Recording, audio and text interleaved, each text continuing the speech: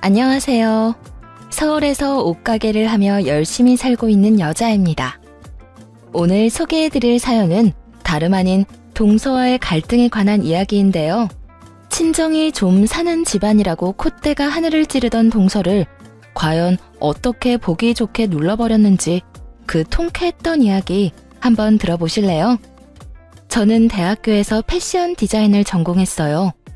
직접 옷을 디자인하고 만드는 것에 흥미를 느껴 부모님의 만류에도 불구하고 프랑스로 유학까지 갔다가 서울 도매시장에 가게를 차려 자리를 잡게 되었죠. 하루하루 너무 바쁘게 일만 해서 그런지 연애를 할 틈이 없었네요. 그래서 이번 생에 남자는 없다 싶었는데 오래전 친구로 지내온 남자와 좋은 인연으로 만나 2년 연애 끝에 결혼까지 하게 되었어요. 시댁과 친정은 비슷한 집안으로 재산 정도도 비슷했고 추구하는 삶의 방향도 비슷했죠. 저는 외동이지만 남편은 2살 차이 나는 남동생이 있었어요. 우리가 결혼한 지 3년 차가 되던 해에 서방님은 결혼할 여자가 있다고 하더라고요. 좋은 일이었죠. 남편과 친구 사이로 지낼 때부터 워낙 친동생처럼 아끼던 동생이라 누구보다 결혼 소식을 기다리고 있었거든요. 그런데 결혼할 여자라고 데리고 온 동서는 조금 이상한 부류의 사람이었어요. 듣기론 집이 좀 사는 편인 듯 했는데 있는 척하는 그 꼴이 정말 두 눈 뜨고 보고 있기 힘든 지경이더라고요.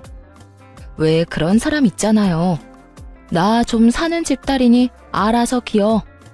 이런 마인드가 기본적으로 장착되어 그 눈빛에서부터 다른 사람을 깔본다는 느낌이 늘 강했습니다. 이런 느낌은 처음 동서를 만나던 날에 느꼈는데요.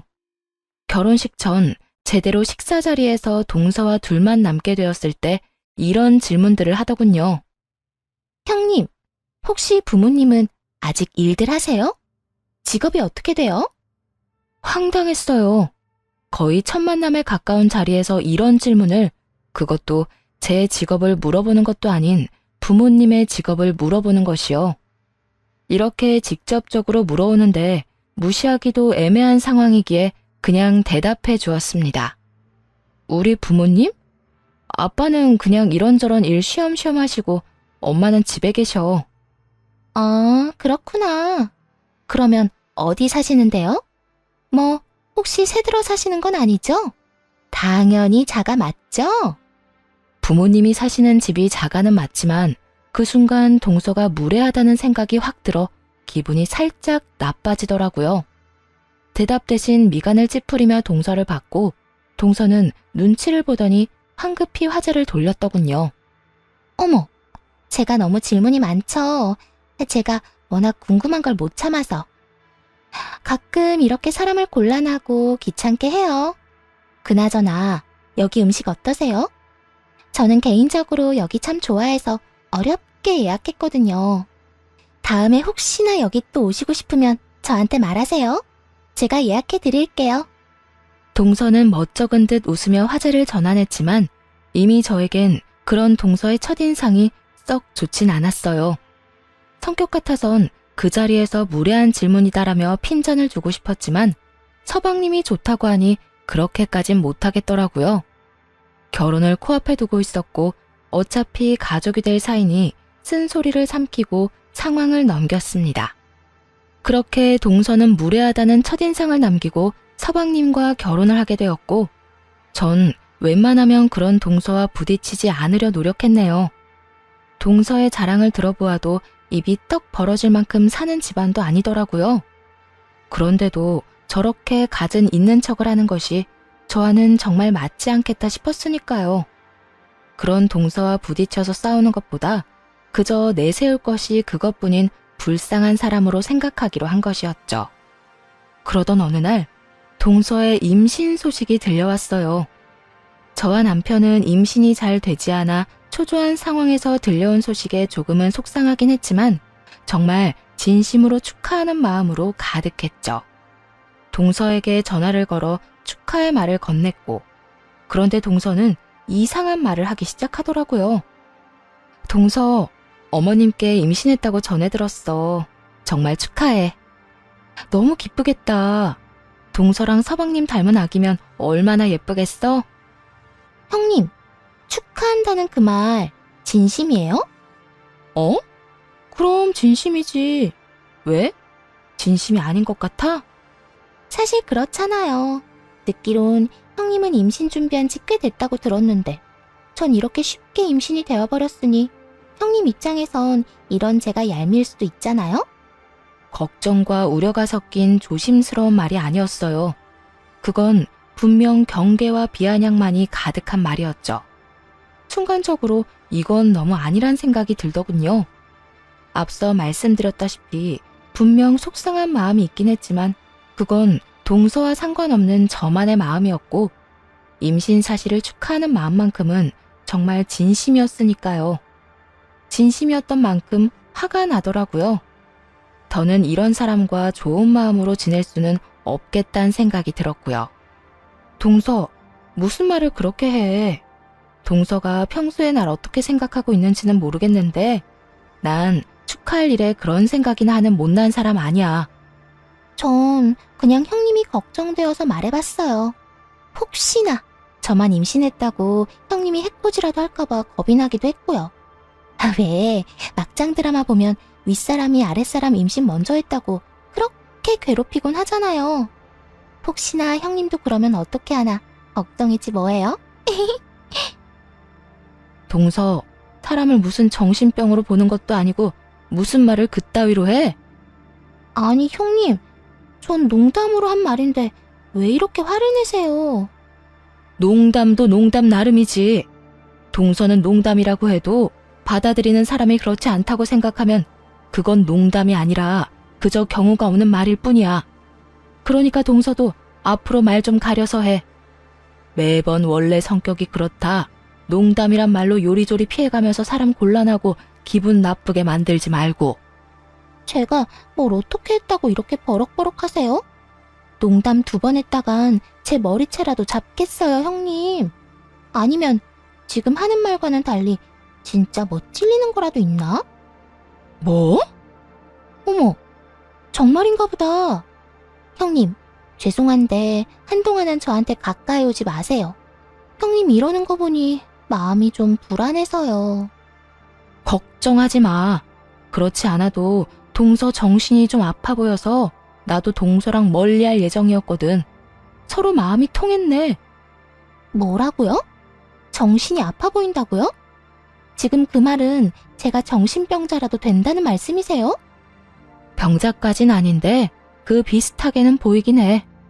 정신 멀쩡한 사람이면 진심으로 축하해주는 사람한테 그런 말은 할 수 없다는 게 일반적인 상식이고 올바른 정신 상태라고 난 생각하거든. 그런데 동서는 좋은 말을 좋은 말로 받아들이지도 못하고 혼자 망상에 빠져서는 모든 상황을 왜곡해서 받아들이는데 내가 어떻게 동서를 정상적인 사고를 가진 사람이라고 볼 수 있겠어? 그러니까 나한테 이렇게 하기 전에 동서 행동부터 다시 돌아봐. 괜히 사람 이상하게 몰아가지 말고. 이때껏 저에게 비아냥대느라 일관적인 목소리 톤을 유지하던 동서는 그제야 화가 슬슬 올라오는지 점점 언성을 높이기 시작하더군요. 멀쩡한 사람 이상하게 몰아가는 사람은 제가 아니라 형님이거든요? 진짜 이상한 사람이네. 나 그런 말 처음 들어봐요. 진짜 처음이라고요. 그럼 동서 주변에 진정 동서를 위하는 사람이 없다는 뜻인 거야. 하긴 그런 식으로 살았으면 누가 동서 옆에 남아있을 수나 있었겠어? 있다고 해도 그냥 겉보기에나 친구일 뿐이겠지. 제가 진짜 이런 말까지 안 하려고 했는데 형님이 심보가 그따위니까 임신이 안 되는 거라고요. 각자 알아서 생각하기로 하고 동서 말대로 하자. 앞으론 시댁에서 만나도 서로 거리를 좀 두고 알아서 할 일만 하잔 뜻이야. 그러면 합의된 걸로 알고 전화 끊을게. 전화를 끊고 나니 더 화가 나더군요. 그런데 이런 저보다 더 화가 난 건 남편이었어요. 동서와 통화하는 걸 옆에서 다 듣고 있었는데 전화를 끊고 옆을 보니 남편의 얼굴이 울긋불긋 곧 터질 것만 같더라고요. 재수씨 진짜 미친 거 아니야? 어떻게 말을 그따위로 할 수가 있어? 당신한테 언제부터 이따위로 말했던 거야? 됐어. 그런 걸 따져봐서 뭐해? 그냥 앞으로 무시하면 돼. 당신은 무시가 돼? 난 지금 당장 달려가서 따지고 싶은 마음이 굴뚝인데. 물론 나도 하나지. 그런데 여보, 똥은 무서워서 피하는 게 아니라 더러워서 피하는 거야. 괜히 엮여봤자 나만 똑같은 사람만 될 거고 난 굳이 동서랑 한 세트로 엮이고 싶지도 않아. 일단 무시할 수 있을 때까진 무시해보고 그게 안 된다 싶으면 나부터 가만히 있지 않을게. 그러니까 당신은 우선 진정 좀 해. 얼굴에 불 날 것 같아. 그게 뭐야? 화가 나는 와중에도 남편이 이렇게까지 편을 들어주고 저보다도 더 화를 내니 기분이 조금 풀리더라고요. 그렇게 남편 덕분에 조금은 진정이 되었고 한동안은 동서가 괘씸하긴 했지만 이내 다시 평온한 일상으로 돌아왔어요. 그 후 시댁에서 동서를 마주칠 때가 있긴 했지만 거의 말을 섞지 않고 서로 할 일만 했고요. 그러자 이 모습을 보고 하루는 시모가 저희 둘을 불러 앉히더라고요. 너희들 싸웠니? 왜 두 사람 사이에 찬바람이 쌩쌩 불어? 어머님, 그게요. 저 진짜 속상해 죽겠어요. 형님이 글쎄 저를 정신이 이상한 사람으로 몰아가는 거 있죠? 저는 그냥 제가 형님보다 먼저 임신을 하게 돼서 죄송스럽기도 하고 걱정되어서 한 말에 형님이 막 화를 내시면서 막말을 하는데 저 정말 너무 무섭고 섭섭했어요. 동서는 이런 상황을 기다렸다는 듯 고자질을 하기 시작하더라고요. 딱 본인이 한 말은 쏙 빼놓고 눈물까지 흘리며 피해자인 척을 하는데 기가 막히더라고요. 다른 집안에서 이런 일이 일어났다면 서로 변명을 하기 바빴을 수도 있지만 그저 아무 말도 하지 않고 있었어요. 남편과 친구 사이로 5년, 연애 3년, 결혼 3년, 총 11년의 세월을 지내며 봐온 시모는 이런 상황에서 한쪽으로 치우칠 사람이 아니란 걸 믿어 의심치 않았으니까요. 아니나 다를까 시모는 동서의 말이 끝나자마자 다시 되묻기 시작했습니다. 둘째, 네가 도대체 첫째한테 뭐라고 했길래 첫째가 화까지 냈니? 내가 첫째를 봐온 게 11년이다. 절대 그냥 화를 낼 애가 아니다 이 말이야. 하물며 네가 임신까지 했다는 걸 아는 첫째가 화를 냈다고? 도대체 무슨 말을 어떻게 한 거야? 시모의 질문에 동서는 적잖게 당황한 눈치였어요. 임신까지 한 자신이 눈물까지 쏟아내며 저런 말을 하면 시모가 화를 내면서 저를 혼낼 거라 생각했나 봐요. 그런데 시모는 저를 한번 보지도 않고 자신에게 핀잔을 하는 분위기가 되어버렸으니 그럴만하죠. 저는 그냥 형님 상황이 그러니까 축하한다는 그 말이 진심이냐고 물어봤어요. 남편한테 들어보니까 형님은 1년 넘게 임신 준비했는데도 아직이라고 해서요. 저는 이렇게 한 번에 임신이 되어버렸으니까 아무래도 좀 속상하실 것 같아서요. 뭐야? 넌 너한테 진심으로 축하한다는 사람한테 그따위로 말했단 말이야? 아니 어머님, 제 말 좀 들어보세요. 저는 그냥... 더는 들을 것도 없어. 굳이 듣지 않아도 어떻게 된 상황인지, 그래서 어떻게 상황이 흘러갔는지 다 알겠으니까.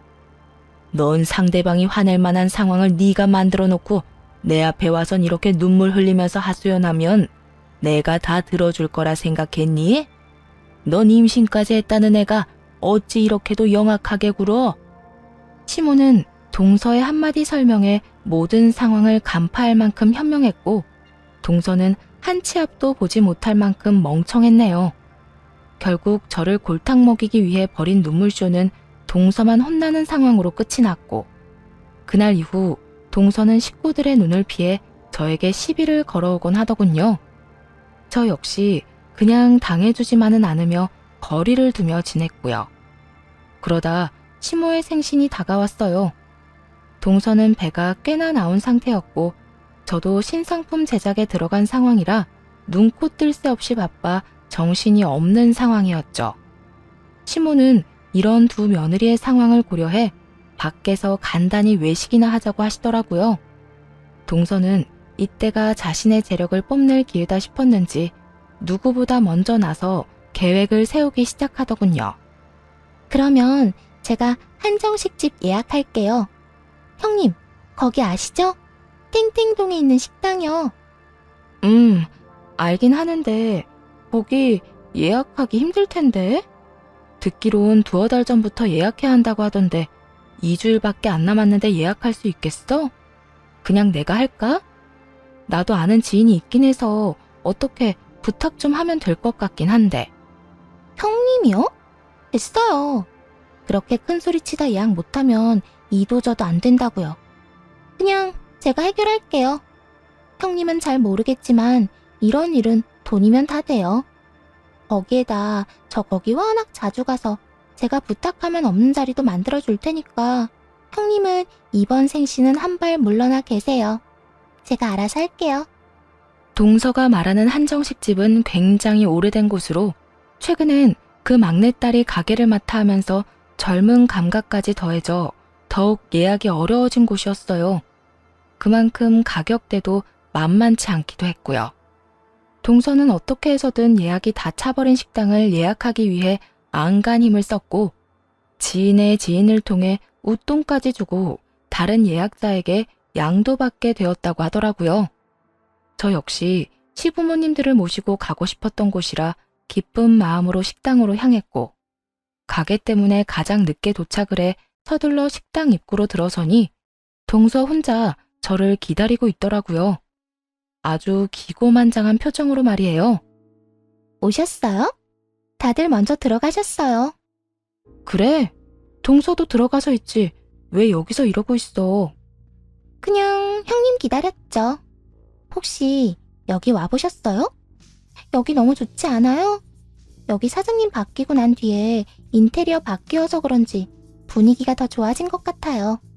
사장님이 저희 나이 또래라고 하던데 정말 대단하다. 그렇죠? 나보다 2살 많은데 이런 가게를 꾸려나가는 게 대단하긴 하지. 어쨌든 동서 덕에 좋은 곳에서 모시게 됐네. 예약하기 힘들었을 텐데 고생했어. 그러니까요. 예약하는 게 얼마나 힘든지 돈 엄청나게 썼어요. 형님은 좋겠어요. 이런 건 원래 맏며느리들이 다 알아서 한다고들 하던데 형님은 제 덕에 아무 신경도 안 쓰고 이렇게 몸만 와서 축하만 하고 가면 되니까요. 배까지 불러서 이게 무슨 고생인가 싶기도 했는데 어쩌겠어요? 형님보단 제가 여러모로 더 나은 형편이니 제가 신경 써야 하지 않겠어요? 애초에 제가 하겠다고 했는데 본인이 우겨 힘든 일을 자청해놓고선 저딴 식으로 나오니 기가 막히며 짜증이 나더라고요. 그 순간 고민이 됐어요. 그냥 그래 너 잘났다 하고 넘어가 버릴까 아니면 저 콧대를 확 눌러줘 버릴까 하는 고민 말이에요. 평소에 저였다면 전자를 택했을 텐데 그날의 동서꼴을 보니 그냥 넘어가고 싶지 않더라고요. 그래서 그 자리에서 식당 사장을 불러버렸어요. 네, 한 식당을 물려받은 그 젊은 여사장은 제가 옷가게를 처음 열었을 때부터 저의 단골이었죠. 그래서 언니 동생을 하던 사이였거든요. 매번 제가 자체 제작한 옷을 사가며 웬만한 백화점 옷보다 퀄리티가 좋다며 칭찬을 아끼지 않아서 자체 제작을 계속 밀고 올 수 있게 해준 사람이기도 했습니다. 연락을 하니 사장 언니는 식당 입구로 불이 나게 달려오더라고요. 정 사장, 여기까지 무슨 일이야? 밥 먹으러 왔어? 응, 언니. 오늘 시어머님 생신이라서 대접해드리러 왔지. 그래? 그러면 진작 말을 했어야지. 정 사장 이름으로 예약했어? 몇 번 룸인데? 우리 동서가 예약했고 3번 룸. 그런데 언니, 나 VIP실 좀 쓰면 안 돼? 아무래도 동서가 예약한 룸보다 VIP 룸에서 대접해드리고 싶어서. 혹시 다른 분 계시나? 아니, 마침 비어있어. 그리고 우리 정 사장 부탁이면 다른 분 계셔도 빨리 비워줘야지. 내가 그렇게 오라고 부탁을 해도 패끼치기 싫다고 안 오더니 드디어 내가 정 사장한테 대접할 기회를 다 주네. 대접은 무슨, 내가 언니한테 대접을 해야지. 언니가 왜 나한테 대접을 해? 우리 가게 기둥 2개는 언니가 세웠다고 해도 모자라는데. 그거야 정 사장이 만든 옷이 워낙 좋으니까 그렇지. 아, 물론 떼온 옷도 좋긴 하지만. 하여튼 3번 룸? 내가 지금 직원들 시켜서 VIP 룸으로 옮겨드리라고 할게. 사장 언니와 대화를 마무리하고 동서를 봤는데 표정이 정말 볼만하더라고요.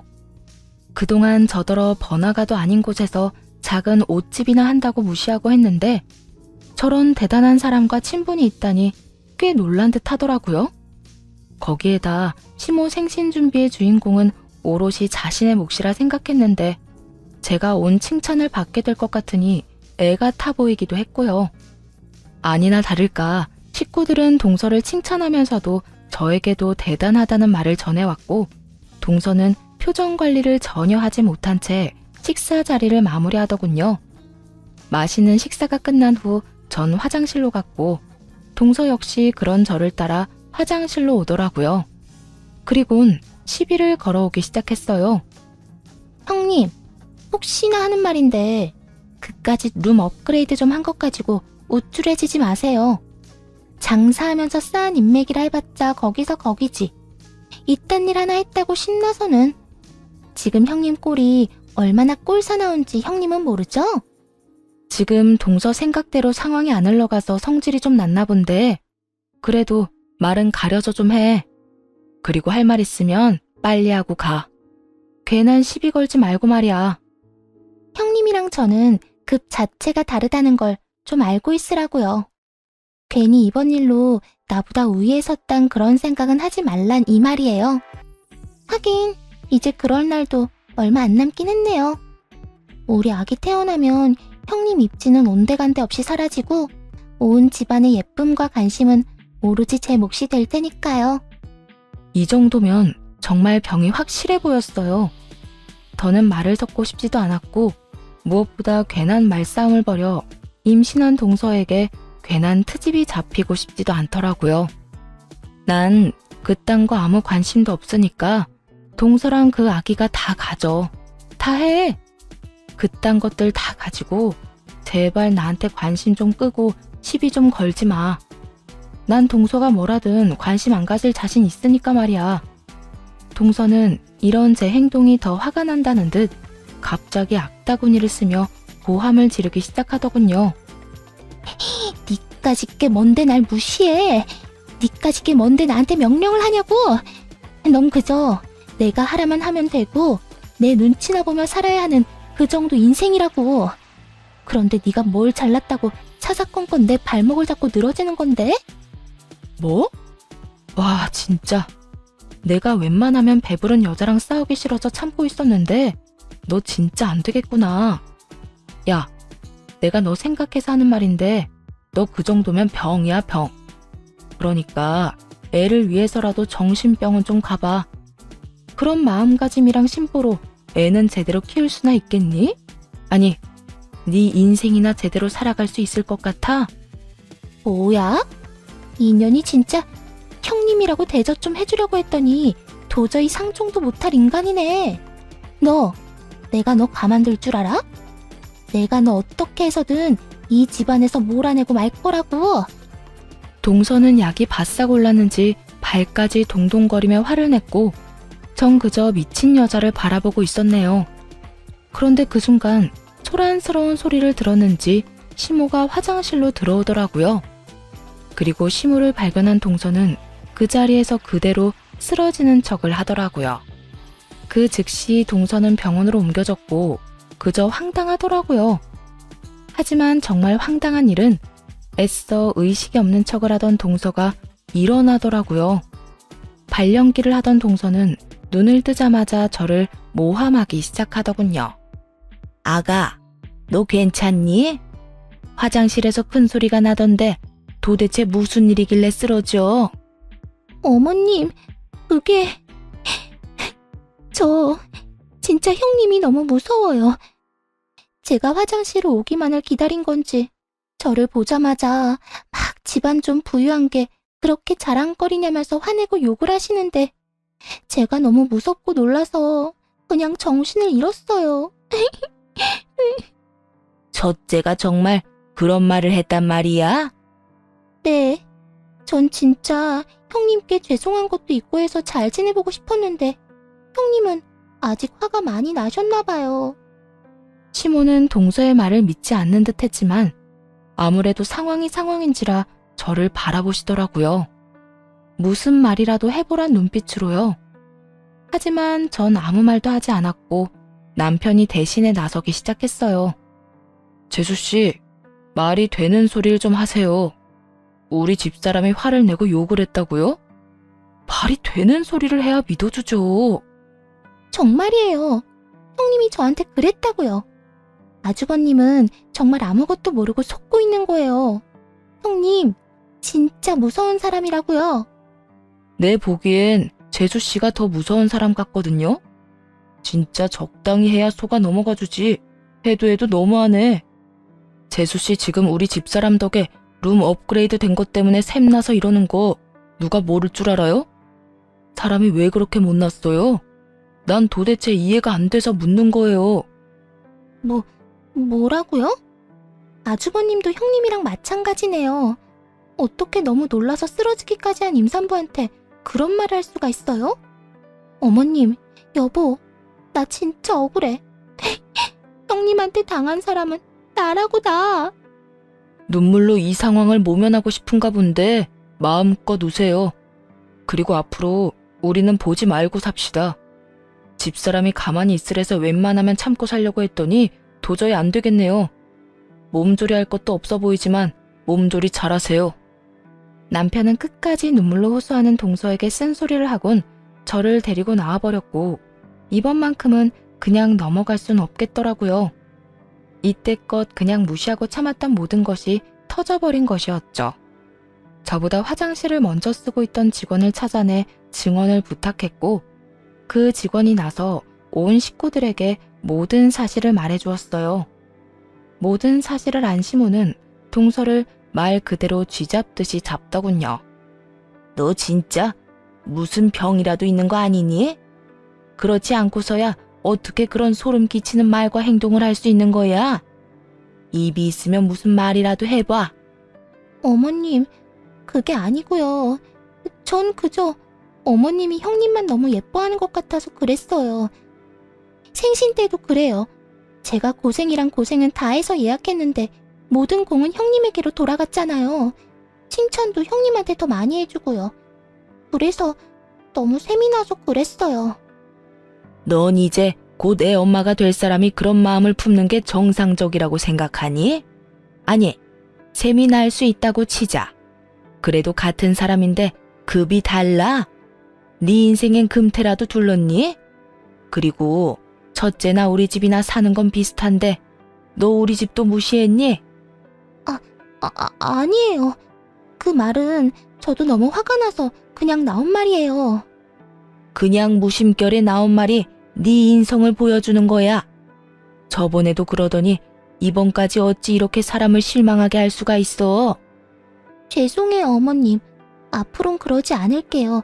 말 조심할게요. 왜 나한테 사과를 해? 네 형님한테 사과해야지.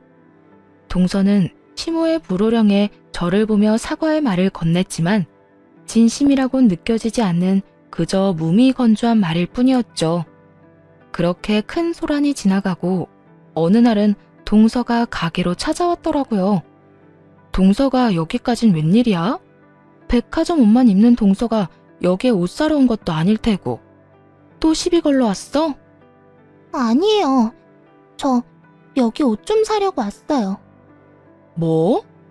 됐으니까 그냥 가. 굳이 동서가 안 팔아줘도 충분히 먹고 살만 하니까. 여러모로 죄송한 일도 많고 해서 온 거니까 그렇게 날 세우지 마세요, 형님. 동서는 매장에 있는 옷을 쓸어 담기 시작했고 전 어떻게 해서든 팔지 않으려고 애썼어요. 배는 부를 대로 부른 동서에게 맞지 않을 옷일 뿐더러 제가 정성 들여 만들고 사온 옷을 동서에게만큼은 팔고 싶지 않더라고요. 하지만 동서는 작정이라도 한 듯 돈봉투를 제게 던지더니 옷을 가지고 가버렸고 전 동서의 다음 행보를 기다렸죠. 옷을 사가지고 간 것은 호의가 아니라 추악한 계획임을 확신했기 때문이었으니까요. 아니나 다를까 며칠 뒤 동서는 싸가지고 갔던 옷을 그대로 다 가지고 와 환불을 요청하더라고요. 형님, 제가 웬만하면 입으려고 했는데 배도 너무 많이 나왔고 저한텐 어울리지도 않더라고요. 그래서 다 환불하려고요. 그러게 내가 그냥 두라니까 왜 고집을 피워서 서로 피곤하게 만들어. 앞으론 그냥 사던 데서 사. 여기 돈. 동서가 준 봉투 그대로이니까 확인 안 해봐도 될 거야. 동서는 적어도 제가 약이라도 오르길 바라는 듯 했지만 이미 예상했던 터라 타격감이 하나도 없더라고요. 그런데 전혀 예상하지도 못한 일이 기다리고 있었네요. 그건 바로 옷에 동서가 한 짓거리들이었죠. 동서는 사간 옷에 무슨 짓을 한 것인지 살짝 찢어진 것도 있었고 고춧가루와 간장으로 오염된 것도 있더라고요. 도저히 다시 팔 수 없는 상태들로 가득한 옷을 확인하는데 이건 분명히 고의성이 다분하다 확신하게 되었습니다. 더는 참을 수가 없더라고요. 바로 옷가지를 싸들고 동선의 부모님이 하는 공장을 찾아갔죠. 결혼식에서 본 사돈 어른들은 저와 아는 관계로 제가 디자인하는 의류의 처음과 끝을 담당해 주시는 분들이었어요. 저와는 10년 가까이 거래하셨던 분들로 부부끼리 작은 공장으로 시작해 건물까지 올린 대단한 분들이셨고요. 결혼식장에서 처음 뵈었을 때 얼마나 놀랐는지 몰라요. 우리가 인연은 인연인가 보다며 동서와 관계가 서먹해지는 것이 싫으니 동서에겐 알리지 말자 하기도 했고요. 그래요. 대기업 딸쯤 되는 듯 굴었던 동서는 제 오래된 거래처 사장님의 딸이었던 것이었죠. 정 사장님, 이게 다 뭐야? 누가 옷에다 이딴 짓을 한 거야? 이건 우리가 만든 옷인데. 왜? 옷이 마음에 안 들어서 이런 거래? 아니요. 동서가 이렇게 해놨어요. 웬일로 매장에 와서 옷을 다 사가지고 간다 싶더니 오늘 다시 가지고 와서 싹 다 환불을 해달라고 하더라고요. 그래서 다시 꺼내놓으려고 살펴보니까 이 모양으로 만들어놨네요. 사장님, 제가 진짜 웬만하면 사장님한테 안 찾아오려고 했는데 이건 정말 아니잖아요. 어떻게 옷 공장 딸이 옷에다 이딴 짓을 해요? 아니, 정상적인 사고를 가진 사람이라면 이런 짓을 하면 안 되는 거 아닐까요? 평소 저만큼이나 의류 제작에 자부심을 가지고 있던 동서의 아빠는 많이 화가 난 듯 했어요. 그 자리에서 바로 동서를 부르더군요. 얼마 지나지 않자 배를 매만지며 동서가 모습을 나타냈고 동서의 아빠는 득달같이 화를 내기 시작했죠. 너 진짜 네가 이딴 짓을 한 거야?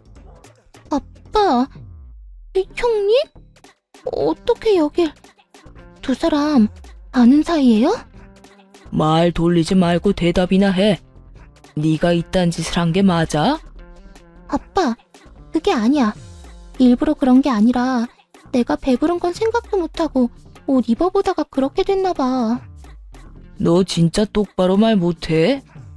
여기 사장님이나 나나 옷만 만지고 사는 사람들이야. 그런 사람들이 일부러 찢었는지 입다가 찢었는지도 구분 못할 것 같아? 그리고 이 오염들도 그래.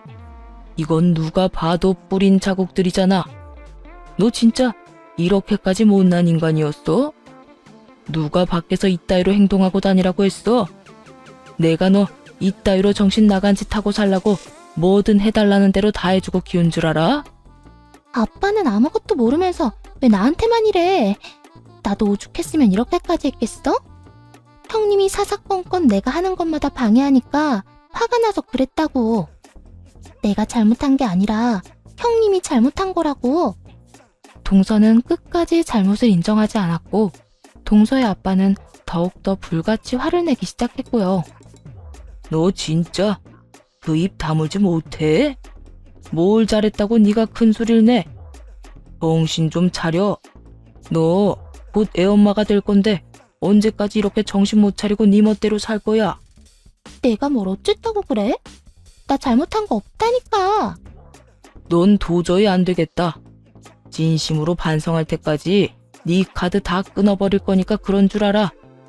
시집간 딸내미 기죽지 말고 살라고 뭐든 다 해줬더니 안 되겠어. 동서는 그제야 이건 아니다 싶었는지 저에게 용서를 구하기 시작했어요. 여전히 진심은 없었지만 물처럼 써대던 카드가 걸린 문제인 만큼 더 절실히 빌긴 하더라고요. 형님, 제가 잘못했어요. 제가 워낙 셈이 많은데 매번 상황이 형님에게 좋은 쪽으로만 흘러가니까 그게 너무 질투나서 그랬어요. 그러니까 저 좀 용서해주세요. 제발요. 네? 애절하지만 진심이라고는 없는 동서의 사과에 대답도 하지 않았고 동서의 아빠가 나서 상황을 정리해 주었어요. 이제 와서 그런 식으로 하는 사과가 무슨 소용이야? 이미 버스는 떠났다. 넌 앞으로 카드는 압수야. 아빠, 왜 그래 진짜. 내가 사과도 했잖아. 그러지 말고 카드는 그대로 쓰게 해줘. 이제 아기도 태어나면 돈 쓸 때도 많을 텐데 나 아빠 카드 없으면 안 돼. 넌 결혼도 안 해가 왜 내 돈을 쓰고 살려고 그래? 이참에 네 남편한테 받은 생활비로만 살아. 알겠어? 그 돈으로 어떻게 살아? 난 못 산단 말이야. 왜 못 살아? 그 돈이면 차고 넘치는데. 하여튼 앞으로 조용하게 살아. 너 하는 거 보고 카드를 다시 돌려줄지 말지 결정할 테니까. 그렇게 상황은 정리되었고 동서는 카드가 중요하긴 했는지 한동안은 조용히 지내더라고요. 그렇게 다시 평화로운 때를 보내게 되었네요. 새로운 시즌이 시작되면서는 여러 사장님들을 만나며 시간을 보내고 있었죠. 매 시즌마다 옷을 제작하곤 했는데 그때도 마찬가지였고요. 디자인은 끝냈고 원하는 원단 가격이 예상과 맞지 않아 가게 근처에서 원단 사장님을 만나 이야기를 나눈 일이 있었어요.